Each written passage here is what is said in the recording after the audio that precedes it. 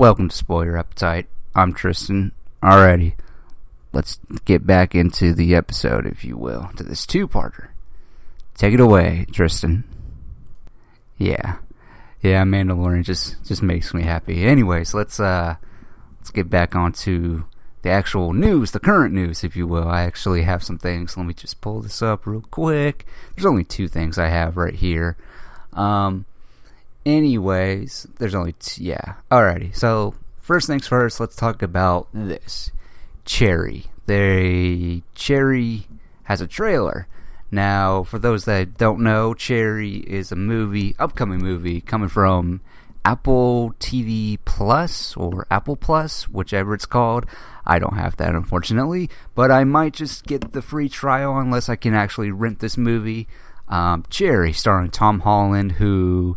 Apparently, the movie is about a young man comes from the service, the army service or whatever, and starts robbing banks, and also has a opioid addiction and whatnot. And it stars Tom Holland, and I've said for a while, ever since Spider-Man: Far From Home, specifically the scene in that movie. Where he's Peter Parker just got his ass handed to him by Mysterio and whatnot, and just kind of breaking down. It's like everywhere I go, I see Tony Stark or whatever, and really brought this great dramatic performance in that scene. And I ever since then, I'm just like, I would love to see Tom Holland in some drama movies, and and while we did get one a movie where he was in, even though The Devil All the Time on Netflix, and that movie, it didn't fulfill what I wanted because it didn't focus too much on Tom Holland's character, even though I felt like it should have. But it didn't satisfy me enough to be like, oh man, I need more of this or whatever. It was just a little bit. It was there. It was like it's just kind of digging a hole, but it wasn't finished yet. And yeah, that whole movie as a whole, I'm just like, that movie, I did not like that at all. I would recommend it if anyone's looking for performances to watch mainly. But yeah, Cherry, starring Tom Holland, has a trailer, and it's coming from the Russo brothers, who I don't think have directed a movie since Avengers Endgame, which is kind of crazy. I mean, I know they're starting up their movie production place. I think it's a little indie somewhat stuff. I don't know. They're starting up their production, so this is the movie that they worked on, and apparently they've been wanting to do this ever since, I guess, Infinity War or whatever. And, hey, with the success that they got, they could pretty much make anything they want now. But yeah, Cherry just got a trailer, and I gotta be honest, I'm not too... I don't know. I recently just watched it before I started recording and whatnot, and I remember my first initial reaction was like, yeah, that was alright, I guess. I mean, I don't know. I didn't like the whole fourth wall breaking or whatever. Upon watching it a second time, the fourth wall breaking still kind of bugs me or whatever. Like, it feels like it's a very... What's it called? It's very... I wouldn't say it's very upbeat. Not upbeat in the way... It's very, like... God, there's some sort of, like... I don't know. The music or whatever makes it seem like it's not a drama or whatever. Like, there's definitely some moments in it where it does feel like a drama, but just the upbeatness of the music and all this stuff, and I just find that so distracting. And, add on top of the whole fourth wall breaking, I was just like, I don't like this at all. I don't like this whole fourth wall breaking. It's not because of the fact that I feel like, oh, it's like a Deadpool thing. It's not that. It's just, it doesn't feel necessary, It doesn't feel like, the story does not feel like it's necessary. And, who knows? I don't like this fourth wall breaking and narration. It's just like, okay, whatever, it is what it is. But other than that, I do feel like this is an okay trailer. I feel like, okay, you're telling me what's going on. He's joined the military. He's a young man who doesn't know what he's doing with his life, and maybe it'll make a man out of him, and has a love interest, and and that's the other thing. The trailer feels very YA in certain parts. In the trailer, it feels really weird. It's like I'm kind of hoping the tone knows what it is. I hope they captured that tone of it being a drama piece and whatnot, because the story alone feels like a drama piece, and I don't know. I really hope this is good. I'm already seeing reviews for it, and it kind of seems there's more positive than there is negative, and the negative side of it, because I like to read both sides of the positive and negatives, because it's just like I can't just have one. I need to have like both sides. Like, that's the thing about movies in general. I'm just like, okay, you liked a movie, but what didn't you like about the movie? Oh, you didn't like the movie, but what did you like about the movie? Just I like to balance it out. Like, tell me things you liked, tell me things you didn't like. If you just hated it, all of it, fine, great, fine, whatever. You liked all of it, great, fine, whatever. So just looking at these reviews for Cherry, the early screen testers, and hearing about the movie, it's just overall it seems like it's very positive, but who knows. But man, I'm just holding out hope that it's good. I know it's not going to be like The Devil All the Time, because there's so many characters in that movie, but with Cherry, it just seems like it's Tom Holland and the actress, and I've seen her in things, and I cannot remember her name. Damn it. But yeah, I hope it's good. I'm really looking forward to it. I might, if I can't rent it, I might as well join the free trial for Apple TV Plus, because it's just like, man, ever since I heard about this movie and Tom Holland's in it, I'm just like, yes, hopefully this will like satisfy me in my need to see Tom Holland in drama movies. And it's crazy to think that Tom Holland is getting all these roles and whatnot, but then again, it's like, that's with all young and upcoming actors.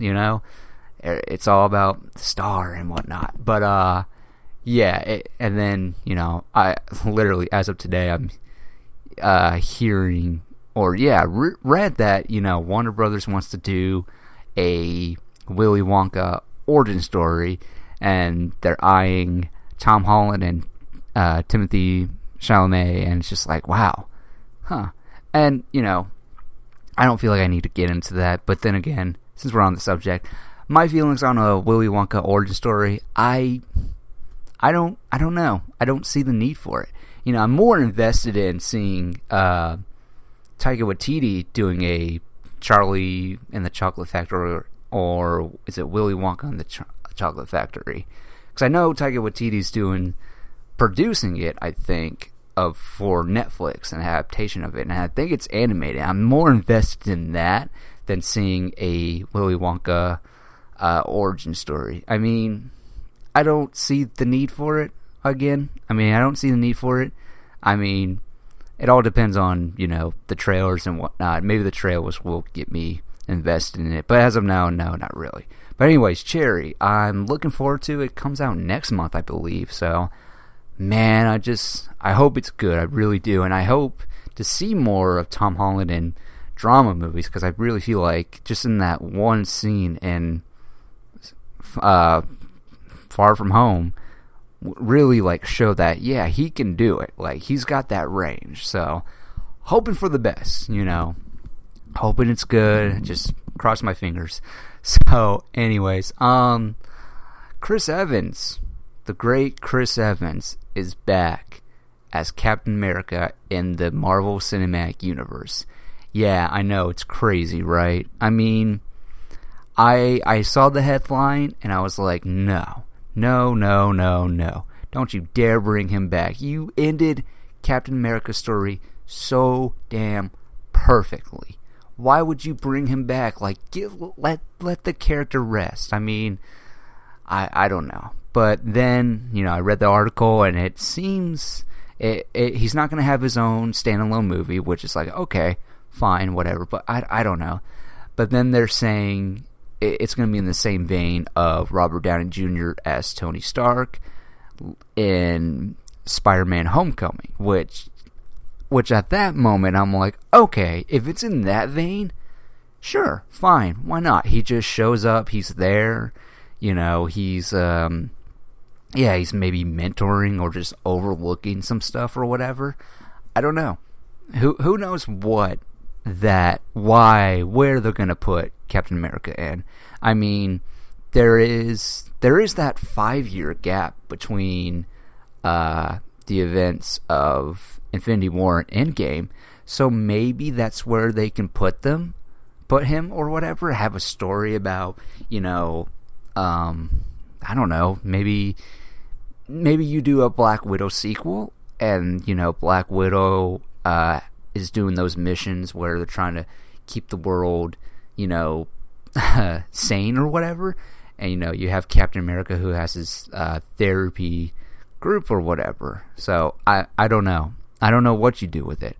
Or you could do the idea where he's helping out Shuri or M'Baku or all those characters in Black Panther. Maybe have him show up and he just helps out and whatnot. Maybe that's the case, because between those events, maybe that's where Black Panther 2 takes place, in between Infinity War and Endgame, where they don't have a king. King T'Challa isn't around or whatever because he was dusted and whatnot. So maybe that's where you can have that story. I don't know. And maybe by the end of the events of Black Panther 2, that's maybe, that makes him want to start a therapy group with people and all this stuff. I don't know. I don't know. But either way, I'm not conflicted about it anymore. I'm just like, hey, you know what? If it's in the same vein, if it's just a tiny role or whatever, not necessarily a cameo, but maybe a supporting role, I'm for it. Okay. And because really, he's my favorite Marvel Cinematic Universe character. I mean, he's just my favorite. So I'll take it either way. I mean, I know it's gonna kind of shakes me a bit just to know that they wrapped up his story so beautifully. Why did they have to bring it back? But whatever. I guess it was just, in the words of Thanos, it was inevitable. But yeah, I don't know. I don't know, man. Maybe it's for the best. Who knows? We'll see. We'll see. Anyways, so that's really all the news I have.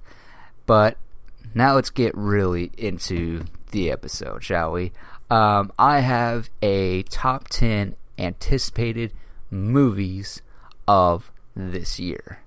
Now, some of these were, of course, pushed back. Well, at least one of them was. So, yeah, I have a top 10 anticipated movies of 2021. This is my list. This is, these are the movies that I'm looking forward to the most, honestly. And, making this list was very, very interesting. I remember just having to look up. I knew certain movies were coming out this year. And then others, I was like, I cannot remember when is this coming out this year? This is coming out this year. So I literally, as I was making it, I was like, oh yeah, that's coming out this year. But where would I put it? It's probably not on the list. Yeah, some of these, it's interesting. But anyways, these are my top 10 anticipated movies of the year. Starting with number 10, I had to include it. I really, really had to include this. And I'm not expecting it to be good, but coming out in April is the new Mortal Kombat movie. I am sorry, I have to put it on there. And as I said, I don't expect it to be good, but god damn it, I'm looking forward to it. Fuck this. It's been long fucking overdue for another Mortal Kombat movie. I mean, it's been 20... No, not 20 years. No, it's, Oh my god, yeah. Oh my god, I keep forgetting we're in 2021 now. Like, it's crazy. Yeah, it's been, God, has it really been? Yeah, 20 plus years since we've had a Mortal Kombat movie. So, yeah, oh man, yeah. The last movie we had was Mortal Kombat Annihilation, and yeah.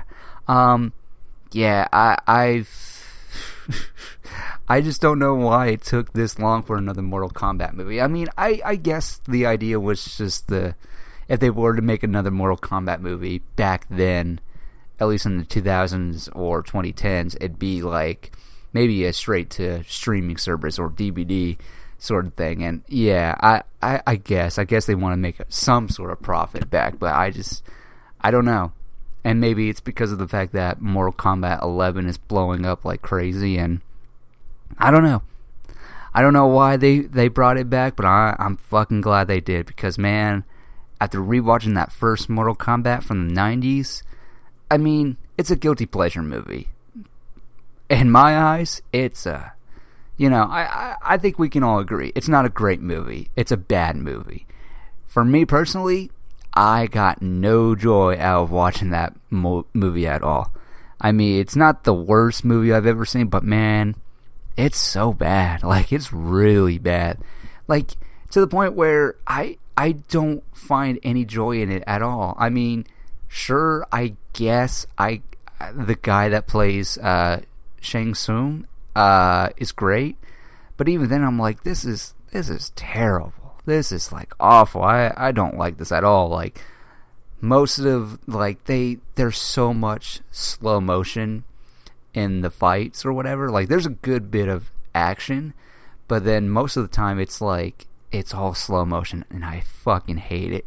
Oh my god, I hated it. So, but yeah, the fact that we're getting a new Mortal Kombat movie, and they released the images too, like, we see Sub-Zero forming some sort of weapon with ice.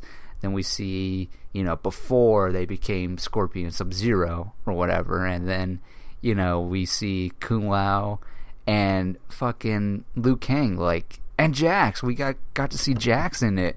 And it's like, man, that's a nice mustache Jax has, but still.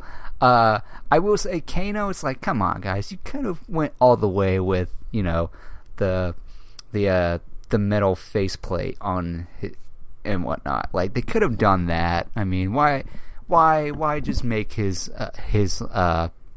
face all scarred up and just have his eye be red? Like, come on, just go all the way with it. It's whatever.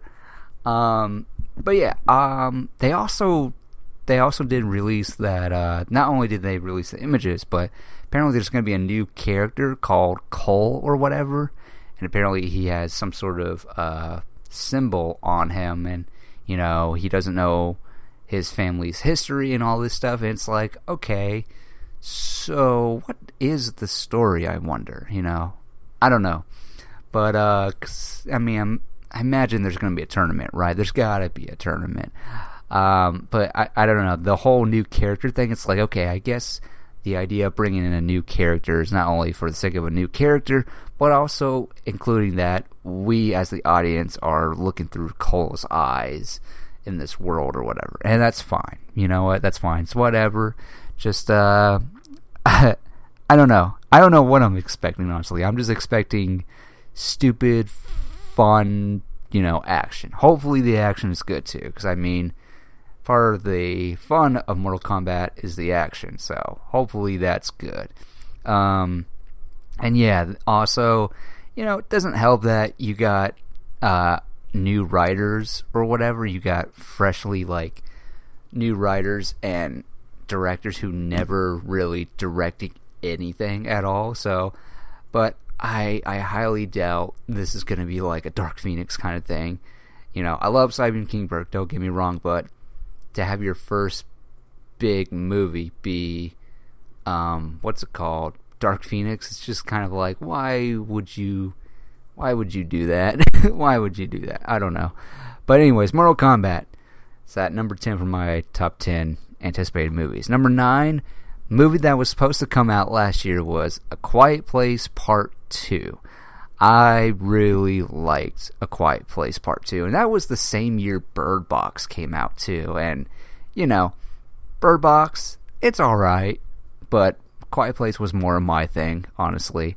And I just seeing that whole movie, and, you know, John Krasinski directing the hell out of that movie, and just like, okay, so from the trailer, it's like they're traveling and they're meeting new people, and, you know, maybe it's going to be, you know, how does these people survive against the alien creatures and whatnot. And also it seems like we're going to see more of the backstory of when the aliens came to Earth or whatever, when the invasion happened. And so I don't know. I'm just looking really forward to the second one because of that first movie. I mean, I'm hoping it's not going to be one of those movies, those sequels where I'm just like, this didn't need a sequel, you know? So, we'll see what happens. We'll see. So, yeah. Emily Blunt, everybody's back except, of course, the John Krasinski's character, so... Or, then again, he might show up in a flashback. We'll see. Number 8 on my list of top 10 anticipated movies is Shang-Chi and the Legend of the Ten Rings, coming from Marvel Studios.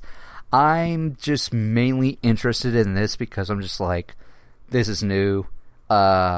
It's just strictly new, and it's a new character, and, you know, it's an Asian cast, so I'm looking forward to that. And, you know, knowing very little of what I know about Shang-Chi, it's like, I believe, at least in the Marvel comics, he's like the second greatest martial artist in that universe. So I'm hoping to see some sort of, you know, great martial art fighting and whatnot. And plus, it's like, okay, we're getting the actual Mandalorian, and we're not the Mandalorian, sorry.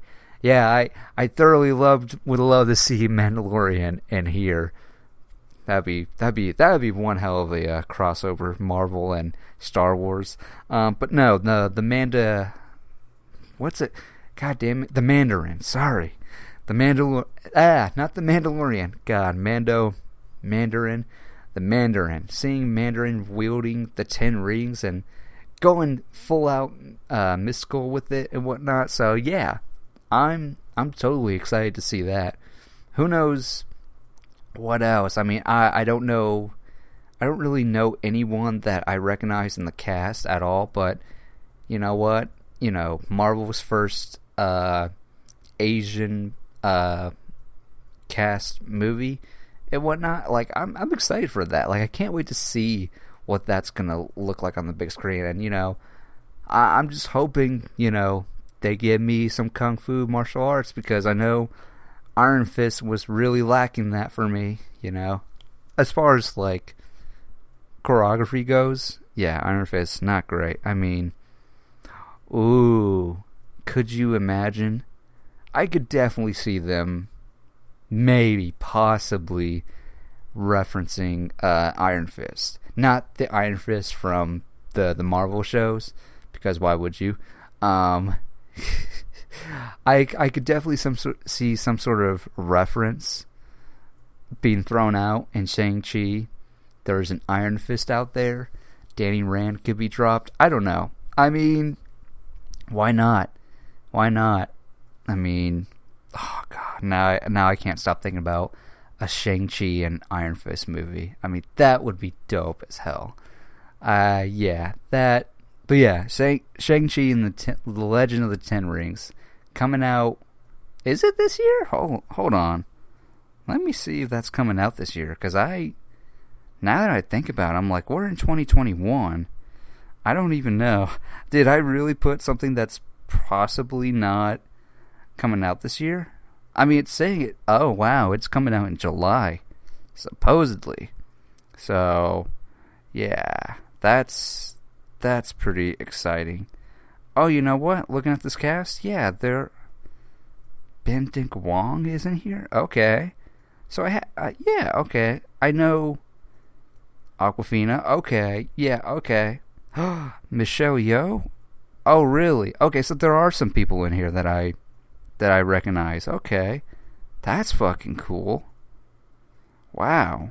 That's really fucking cool. So I do know some people in this movie.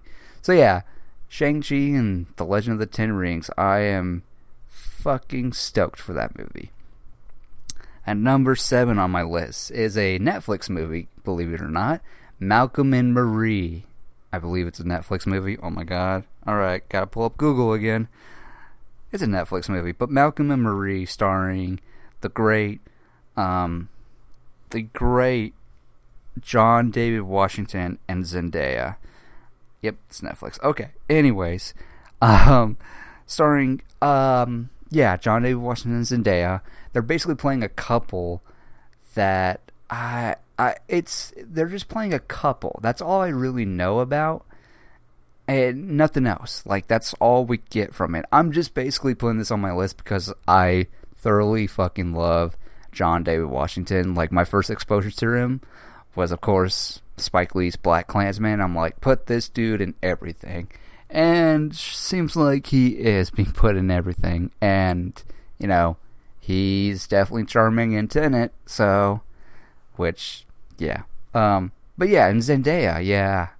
Another Disney star that has a career after the Disney show that she's been on, and I can't remember what Disney show that was, but I'm pretty sure I wasn't even watching anyways. But yeah, she's becoming a phenomenal actress, and seeing these two like play a couple, that's I gotta be honest, I'm excited to see what that's gonna look like. And this was supposedly the first movie that was filmed during the pandemic, so this is going to be interesting. I don't know what to expect, honestly. I saw the trailer, and it just seems like they're doing a couple things, but I mean, all right, not sure what to expect, honestly. So yeah, let's see what happens. Let's see what happens in this movie, honestly. Alrighty, on number 6 on my list, where'd it go? On number 6, I have the MCU Spider-Man 3 movie. Yeah, I don't know. I didn't think this would be on my list, but the more I thought about it, and with all the fucking speculation and the rumors and what's already confirmed, what is this movie? You know, what is this movie really about? You know, we hear about, I think ever since we heard about Jamie Foxx officially coming back as Electro, even though he's not going to be the same Electro apparently in the Amazing Spider-Man 2, but even then it's like, okay. And then you got oh my god, what's his name, that played Dr. Otto Octavius in Spider-Man 2 is officially coming back. Alfie, what's his name? Is it Alfred Molina? I can't remember his name. Yep, Alfred Molina. Sorry, I'm probably butchering that either way. But he's coming back as Otto Octavius. It's very interesting. And then we're hearing possibly Tobey Maguire and Andrew Garfield are coming back as Spider-Man. And, you know, who knows if that's even true or not. And, you know, all that rumors. And then there's another rumor that, you know, Charlie Cox as Daredevil is going to be in it as well. But who knows if that's true. And it's just like, personally, I don't want that. I'm sure I've talked about it before. I'm not going to go into it. But even then, it's like all these ideas are being thrown out. It's just like, what is this movie? Add on top of that, there's set photos, and it's like, okay, people believe Mysterio, others are fighting for Spider-Man, and it's like, okay, what is this movie, though? Like, so who's the main villain? Is Jamie Foxx as Electro, is he the main villain? I mean, I know this movie is basically part of the 3-story part of the multiverse stuff. With, you know, starting with WandaVision and then Spider-Man 3 and then Doctor Strange Multiverse of Madness. And so it's like, okay, so this is going to be part of it. But I wonder, is it going to be Peter Parker being on the run, is it going to be him being on the run while there's going to be bleeding elements of the multiverse bleeding into the MCU or whatever? Is that the story? Is that what's going on? Because we know Doctor Strange is going to be in this as well. And it's kind of like, what is going on? Like, what is the actual story here? I am so I don't know. The more I think about it, the more intrigued I am with it. And it's like, where are we going? I just have so many questions. So I don't know. I'm excited. I hope it's good. I hope it's not going to turn into a Spider-Verse movie or whatever, because I just feel like, just let the story be about Peter being on the run. But who knows? I'll reserve judgment till I see a trailer and then the movie. So who knows? I don't know. Yeah, but I gotta say, it is kind of annoying seeing all these rumors online. Garfield and Maguire, Charlie Cox being in this movie. It's like, man, I just want something confirmed. God damn it. So yeah. So Spider-Man 3, definitely on my list. And speaking of Tom Holland, I got Cherry at number 5. We're down to the top 5 now. Cherry, again, as I talked about the trailer, I'm mainly going to watch this just because I want to see Tom Holland in some drama roles. And, while the trailer didn't satisfy me, even though there are some elements I can definitely see the drama elements in this movie. And, maybe it's just a trailer that's not a good trailer, but it's going to be a good movie. So I hope it's good. I really, really fucking do. So, yeah, Cherry, number 5. At number 4, we got Candyman. The new, is it even, it's required, it's being said as the actual sequel to the first Candyman? Or is it I don't know. But all I'm going to say is I watched the original Candyman, I watched the first one, and I can kind of see where this sequel is going. Like, I can totally see what the sequel is going to be about, because, yeah, after watching the first one, it's like, I think I know who our main character is, and I think I know what's going on. So, I could totally see, if it's not that, I'm going to be really surprised. I'm going to be really, really surprised if it's not going to end up like the way I think it is. And hopefully, hopefully that's the case. I hope that's the case. If not, awesome. Like, I can't believe I actually predicted what this movie was going to be about. So, I'm thoroughly excited to see this new Candyman. I mean, you got Yahya Abdul-Mateen II as the lead role, and man, I love that guy. He's definitely one of my favorite actors. I mean, ever since The Get Down, like, my first exposure was him playing a pimp in The Get Down on Netflix, and it's just like, oh my god. Like, you just gotta watch The Get Down to totally possibly see why I like this guy as a performer. And then, he goes on to do... He was in The Greatest Showman, which I didn't even notice until, like, towards the second act. He was in it. He's part of the group. I didn't even notice it. And I'm just like, this dude is in everything, and I'm here for it. Fuck. And then he's in, of course, Watchmen and Aquaman. And yeah, wasn't he also in the Trial of Chicago 7? He was, wasn't he? Because he's got to be. Hold on, because if he was, I'm sure it'll all come back to me. So there it is, the trial of the Chicago 7. Let me see. Yep, he was in it. Yep, now I'm remembering. Yep, he was in it. He was in the trial of Chicago 7, played a part. He was really great in it, and yeah, I'm just big fan of Yahya Mateen II.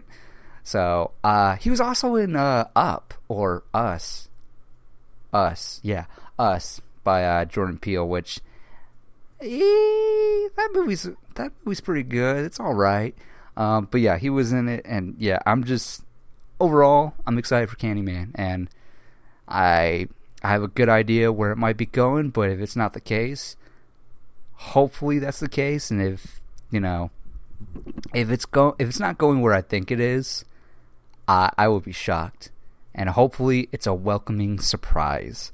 So yeah, Candyman, I can't wait. I really can't wait for Candyman now. And it's directed by the woman who is going to direct Captain Marvel 2. So yeah, either way, I'm excited.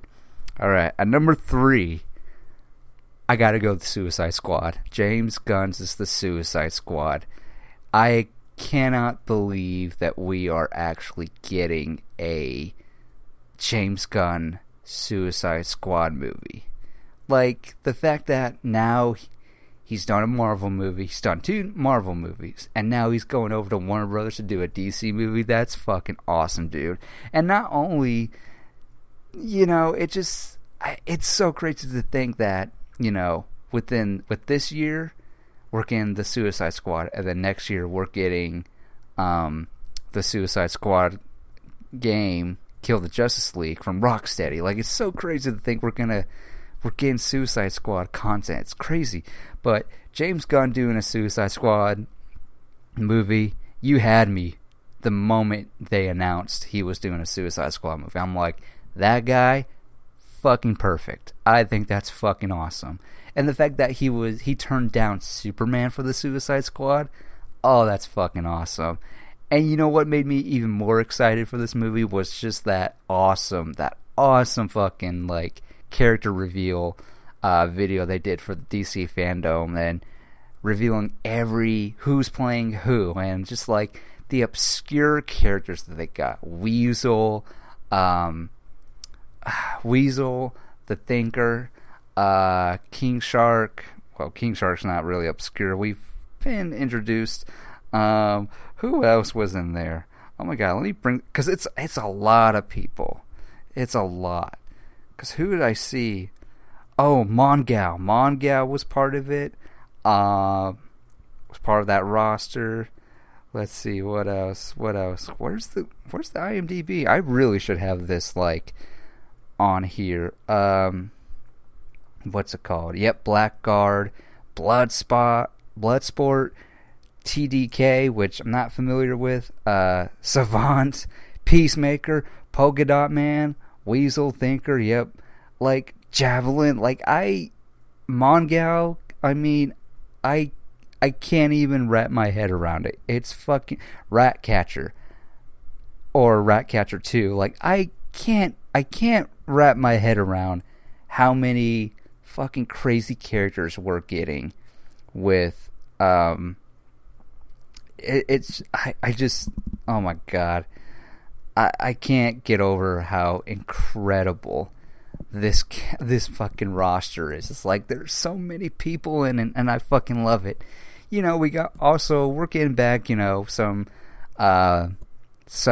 other, other characters from the first movie. Like, of course, obviously Margot Robbie as Harley Quinn, Rick Flag, played by, what's his name? Joel Kinnaman? I believe that's his name. See, I'm getting him confused with the guy that plays Captain Boomerang. Yep, Joel Kinnaman. Yep. Where'd he go? Wasn't it? Yeah. Goddamn. Let me see. Yep, Joel Kinnaman. And then Jai Courtney as Boomerang, of course. Yep. And then I think that's it. Oh, and they brought back Viola Davis as Amanda Waller, who, man, I'll tell you what, that post-credit scene with Amanda Waller's, Viola Davis's Amanda Waller and Ben Affleck's Bruce Wayne / Batman really gave me Justice League animated vibes. I was like, man, this feels like I'm watching like an animated episode. Like, it just, I just love it. Yeah, I think who am I mostly excited to see? I'm excited to see Viola Davis as Amanda Waller, because I just felt like, man, she captured the bitterness of Amanda Waller so fucking perfectly. I fucking loved it. I couldn't be more excited to see her come back, and yeah, that was the highlight for me when when they announced she was coming back. I was just like, dude, I am fucking for it. I'm so with it. I am so fucking with this so much. So yeah, I'm excited for the Suicide Squad. Now it's down to 2, and one of them has a trailer, but let's go with number 2, and that is Last Night in Soho. There's not much on this movie. All we know is it's a psychological thriller coming from one of my favorite directors, Edgar Wright. Edgar Wright directing my favorite movie of all time, Baby Driver. He also has directed, the classics, Shaun of the Dead, Hot Fuzz. He's directed The World's End, which I really love a lot. And yeah, it's a psychological horror thriller, which I'm excited to see. I'm really excited to see that, because it's something new. I love it when my favorite directors do something that's outside of the norm, I'm still waiting for Christopher Nolan to do, like, I don't know, a comedy. Like, I can't even wrap my head around a Christopher Nolan comedy or a Christopher Nolan horror movie. Oh, God, that would be amazing. But anyways, Edgar Wright doing a horror psychological thriller, I am for it. It's actually starring Matt Smith, I believe, or he's like co-starring. So yeah, I don't know. I'm excited to see this. Who else does it star? Anya Taylor-Joy? No. Hold up. Let me go to. Yeah. Anya Taylor-Joy is. Yeah. Wow, I didn't know Anya Taylor-Joy was in this. And, wow, okay. So I didn't know. Wow, you got one of the no, you got both twins from the Weasley twins from Harry Potter. Holy shit. I didn't even notice that. That's fucking incredible. But yeah, Anya Taylor-Joy being in this movie, being the lead, apparently. I wasn't even paying attention to this at all. Like, all I knew was there was a psychological horror thriller, and the fact that we got Anya Taylor-Joy in it, like, and she's coming off The Queen's Gambit, which I recently watched and fucking loved. I really loved it a lot. And I liked her character so much, and yeah, I didn't even realize she was going to be in this movie. Wow, Anya Taylor-Joy in an Edgar Wright movie. That's pretty fucking incredible. But yeah, Last Night in Soho is, yeah, my second favorite or anticipated movie of 2021. And then, of course, my number 1 spot for my top 10 anticipated movies of this year, motherfucking Dune.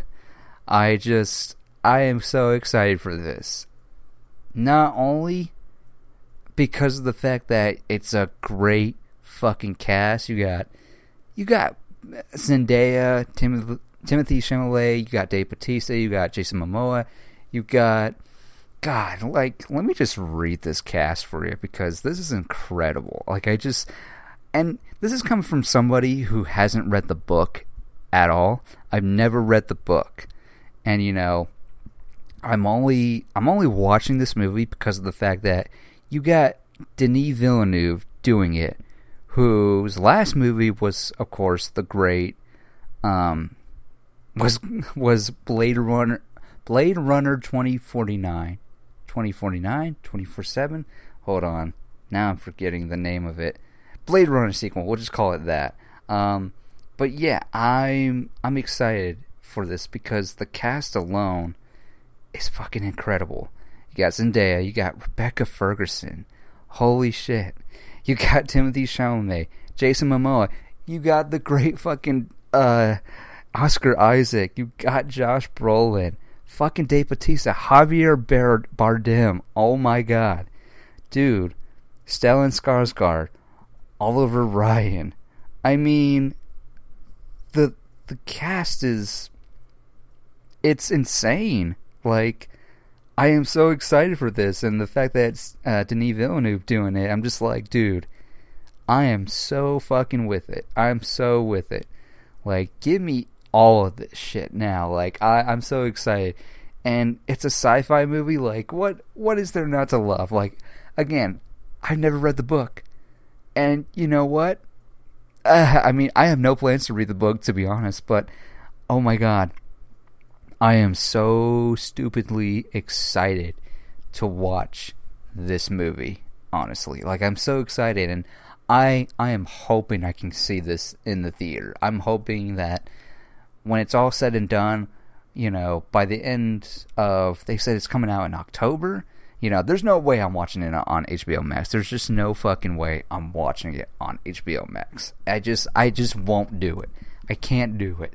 Like, if there is a screening, like, if we're not, you know, the world isn't, you know, still not in a pandemic or whatever by October or whatever, and I have to go see it in, like, some sort of, like, garage-looking movie theater, I'll do it. I don't care. I'm watching this in the theater. There's just no way I can't miss this, because, I mean, yeah, the trailer doesn't give away anything at all.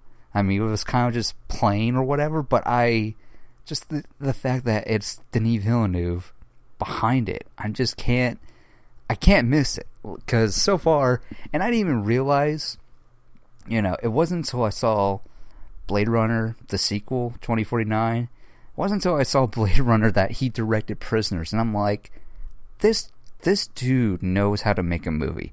I have yet to see Arrival, and I believe he was, you know, I think he did Arrival as well.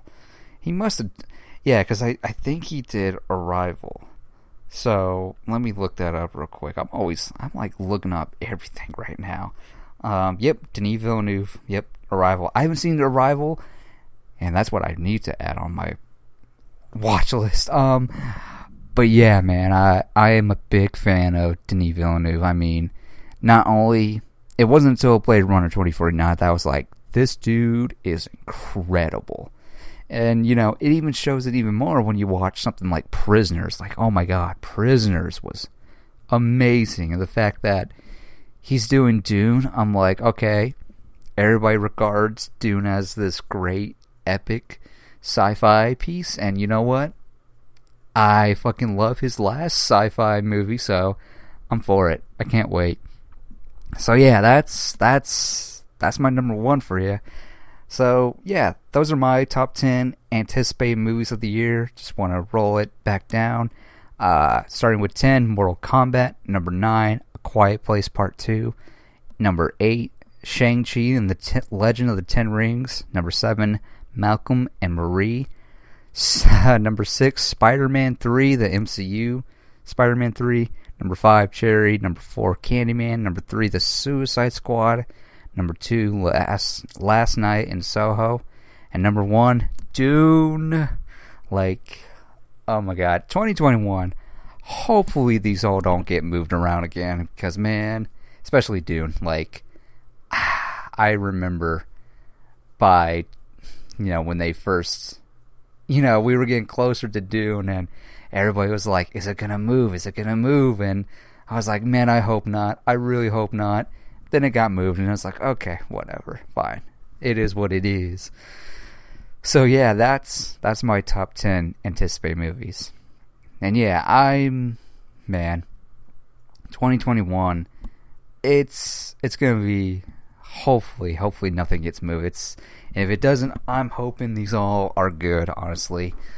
But yeah, man, I'm excited. I hope everyone has a great 2021, you know. we can only hope for the best in these trying times of the craziness that's been happening and whatnot. Hopefully it all turns out great, honestly. So, yeah, that's spoil your appetite for this week. I'm Tristan, and you've just been spoiled.